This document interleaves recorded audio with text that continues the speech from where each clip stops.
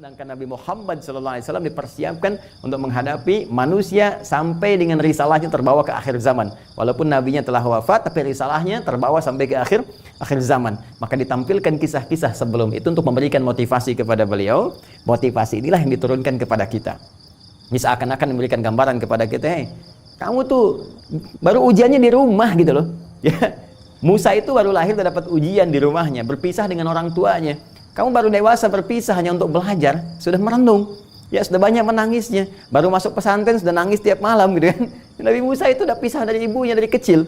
Ya, kemudian terus dibawa ya kepada kita sehingga menguatkan, dan nanti ada manhaj dalam Al-Qur'an membimbing kalau ada ujian ini begini mengatasinya. Kalau yang sulit begini doanya. Seperti Musa berdoa, seperti ibunda Musa berdoa, ya, misalnya seperti Nabi Ayub berdoa, seperti Nabi Yunus berdoa dan turunan-turunan yang lainnya. Ini yang penting saya tampilkan dulu sebelum kita menghadapi banyak hal.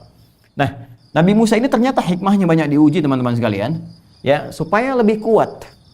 Kualitas meningkat karena akan menghadapi umat, ya, satu komunitas yang memang luar biasa menyebalkannya, ya, yang luar biasa nggak nurut. Jadi dimantapin dulu tuh, dikuatkan oleh Allah supaya banyak ya kesabarannya, banyak kemudian ketahanannya. Sebab kalau itu tidak muncul, kesabaran tidak muncul, kekuatan nggak muncul, doa Nabi kan terkabul.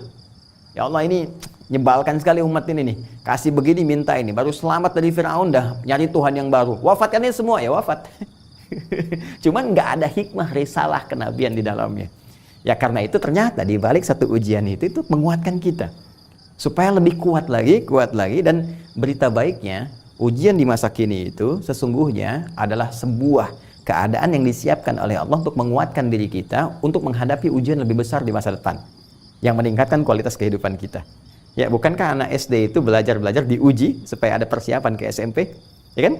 Semakin mantap ilmunya, semakin siap ke atasnya. Bukankah anak SMP diuji, ya, supaya lebih kuat, lebih siap untuk ke atasnya lagi? Nah, kita juga begitu. Karena itu berbahagialah kalau ada orang yang tengah menghadapi ujian yang paling sulit, itu berita baik. Karena Allah ingin menguatkan kualitas Anda dengan kualitas terbaik, karena tantangan di masa depan akan dihadirkan kepada Anda untuk mengangkat derajat Anda lebih tinggi dari sebelumnya.